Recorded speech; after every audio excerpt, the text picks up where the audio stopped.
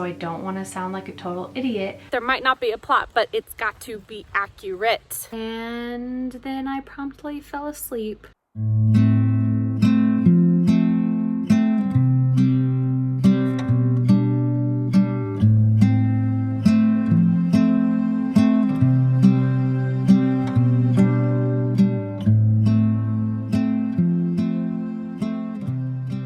Quite a lot I have to get through today, and so I've set up as productive a space as possible in the hopes that it encourages me to work. I have a lake view, I have a candlelit, I have a snack of little chocolate pomegranate flavored things even though it's 8 in the morning. I just felt like pomegranate was on theme for This Book is for October, and that is what I'm going to be working on today. However, I am not going to be doing a ton of writing. I will have to write some just so I stay on track, but the main goal for today is actually to do research that will inform my writing. And I feel like the research part of my writing process, at least, has been a little hidden. And so while today isn't necessarily a writing vlog, it is a showcase, I guess. I don't know, that sounds too pretentious. I'm just taking you along with me as I sit down and research for this book. And if you watched my video where I explained the premise of This Book is for October, you might be thinking, why are you putting in research? Isn't it really just about aesthetic? You said yourself the plot wasn't really relevant.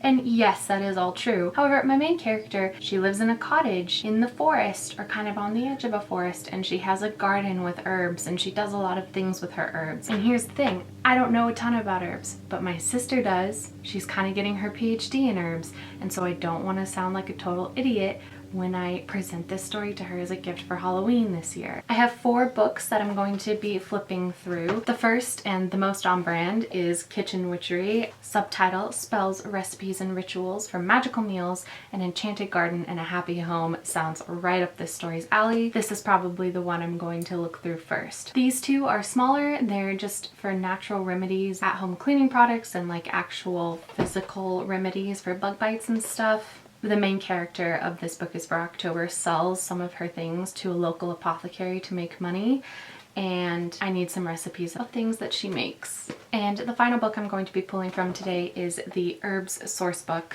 I feel like this one is pretty self-explanatory for why I'm looking at it. And again, I know this really does seem like a lot of effort to be putting into a story that's just going to be a fluffy, almost one-shot gift for a family member. But here's the thing, the sun is right in my eyes. Well, that's pleasant. What if I scoot back? Oh, there we go. I really see this as killing 2 birds with 1 stone.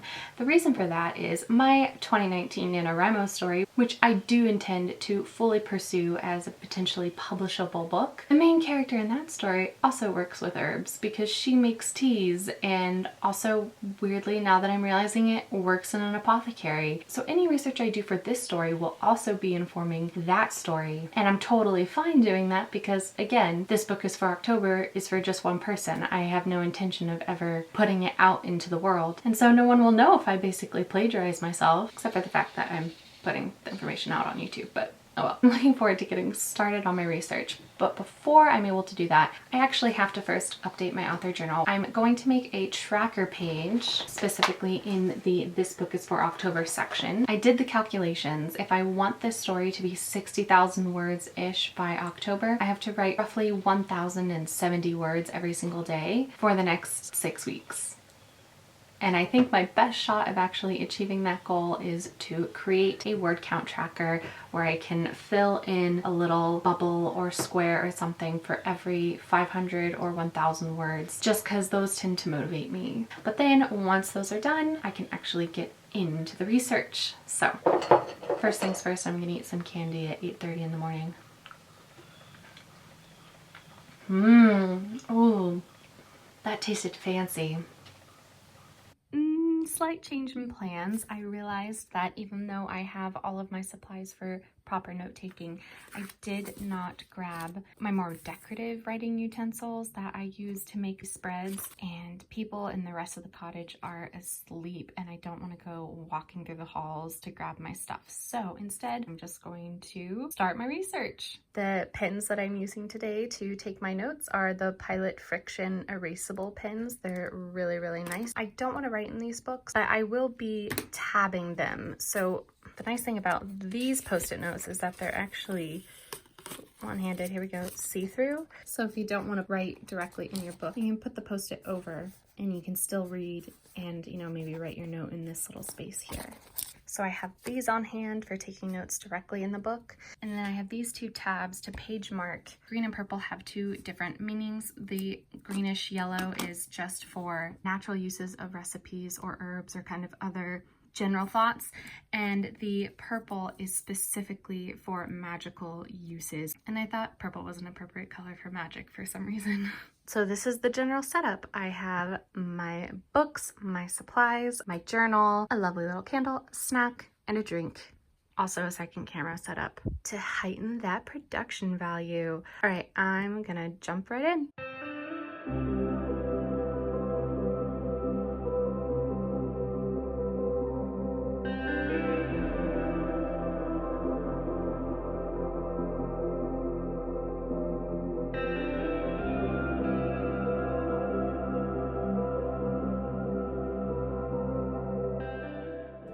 I found a typo.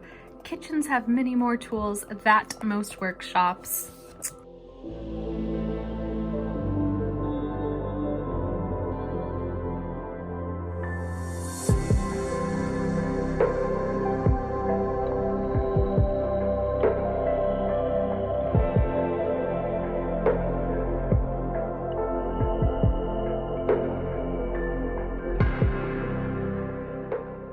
So we're doing good. I am through the first book and there's my little tripod looking like a scary spider. I've taken a whole bunch of notes and I've gotten really inspired, and certain parts of the story that were a little fuzzy for me are becoming clearer, which is very exciting. Thank you for this. Also, this is currently what my research page looks like.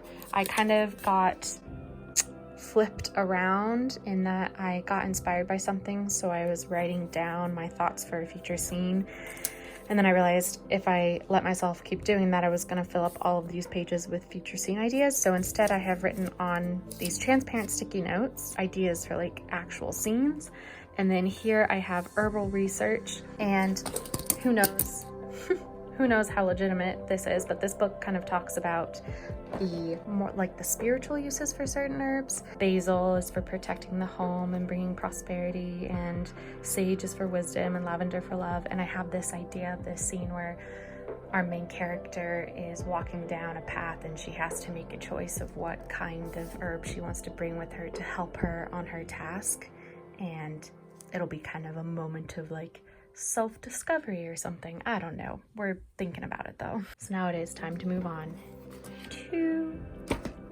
my next book.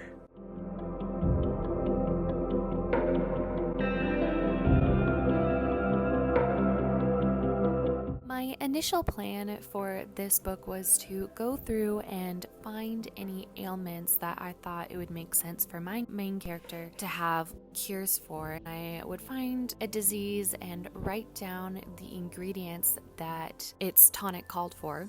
And then I flipped to the herbal section of the book and was going to write down all of the important information about each ingredient. But I realized that this was an issue when I saw that elderberry was a spring ingredient.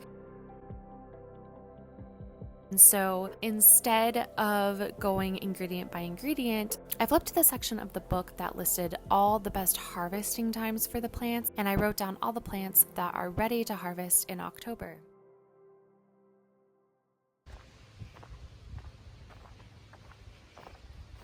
I've done about 4 hours worth of research at this point. My computer ran out of battery, and so I had to leave my workstation and plug it in. And then for about an hour, I was looking into what plants were actually local to the area of Massachusetts that this story takes place in. And then I was feeling a little cooped up, so now I'm going on a walk in the woods, which is something my character does, so I can get into her head a little bit. It's a pretty little path in the forest. I do have a word count that I want to meet today, so I think once my walk is over, I'm gonna go back to my cottage and try and hit those 1,070 words. Hi there, friend. The importance of knowing the specific geography of certain plants is because in the beginning of the story especially, the main character, Kate, is walking out into the woods to forage herbs and berries and other produce that she can find. I wasn't gonna have her like harvesting lemons in Massachusetts, you know? There might not be a plot, but it's got to be accurate. And I say accurate, but again, the sources I'm using to inform how I write some of this material are probably not the most academic, but still fun, still fit that aesthetic, and mainly used for inspiration as opposed to education purposes. Though there are some things that I actually want to do a little bit more hard research on. I don't know what the word is there, like careful research on. One of my characters, the love interest to be specific, is a PhD student doing research on the history of witchcraft in the United States. I don't plan on having any huge info dumps, but I want there to be enough little phrases that he can use right at the beginning of the story to kind of cement that authority there. For any other story that I was just writing for fun that I had no intention of sharing with the world, I wouldn't be this careful, probably. I don't know, I don't think I would be. But my sister is literally getting her PhD in history, and so I feel like I have to step up my game a little bit out of respect for her, since this story is for her. I don't know if you can see in the camera, but the water is sparkling from the sunlight. It's so beautiful. One big takeaway I do have from today is I like how inspired it made me. All of this research has filled in some gaps in the story that I realized existed and inspired some scenes that I want to write. So I think once I get back from this walk, I really am going to be able to sit down and get those 1,000 words. Touch and turn around. Oh, I also wanted to mention that researching this has totally had the desired effect that I wanted in regards to my Nano 2019 story. While I was looking in the herbal and looking up some of the ingredients for some remedies, a little blip of a muse entered my brain and kind of expanded into this huge explanation for a big plot hole that I noticed last November. And last November I was like, oh no, that's really unfortunate. I'm just gonna file that away for when I come back to do a second draft of this. And lo and behold, today it was solved. And it's really interesting because it's actually going to have a really drastic effect on the structure of the story. But I think the story is better for it. There was a weakness in one of the characters who I thought should be much stronger presence in the story, but I wasn't sure how to actually justify her presence. Mainly, I didn't know how to explain why she sticks around for so long in our protagonist's life. But now I have that reason, that justification. So that's really exciting, and I kind of want to write that, but I filed it away into my bits and pieces folder for that story because Helical Rising is on the back burner right now. My attention will turn to that once this book is for October is finished. Do you ever come across things like this in the woods? Look at this almost perfect circle. In the dense ferns, there's this perfect circle over here. Well, my imagination is running wild thinking about why that's there. I legitimately think I just came up with a new scene idea because I just saw that circle. Okay.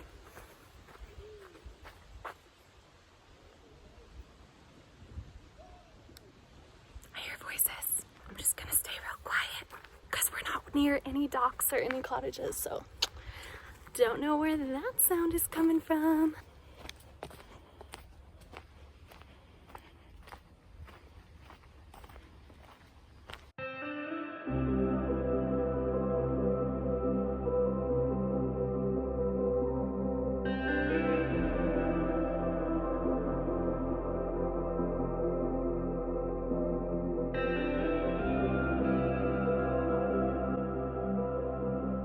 So So I got back from my walk, I made my tracker, I ate a little lunch, and then I promptly fell asleep. I have woken up, luckily, before dinner. The new school year started this Monday, and I need to keep on top of things, and because I dedicated the whole morning and the part of the afternoon that I was conscious for to writing and to filming and editing my video a little bit, I actually need to be responsible and spend some time working on school. I had to come outside to force myself to wake up a little bit. I was getting too cozy even just talking to the camera in my room with the bed so close. So because I have to spend the rest of the evening doing schoolwork, my research for the day is done. I am in no way done researching for this story in general. I will have to continue to study herbs and their uses, as well as the history of witchcraft that I mentioned. And even though I didn't get any words in, I'm still feeling really happy with the amount of stuff I got done today. I felt very productive, even though I took like a 2.5 hour nap. Maybe that means I need to go to bed earlier tonight.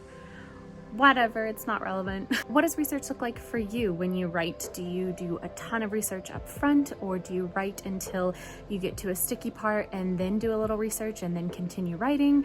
Or is it something totally different? Also, do you have any tips? Because the first real novel I ever wrote took place in a boarding school, and I went to boarding school, so I didn't feel the need to research. It just sort of flowed out of me. So I'm kind of new at this. So if you have any tips or tricks, let me know down in the comments, and let me know what your research process looks like. And just let me know in general how your writing is going. Hearing about other people's successes inspires me to write more. So please let me leech off of your good vibes. For now, go be happy and go write. Bye.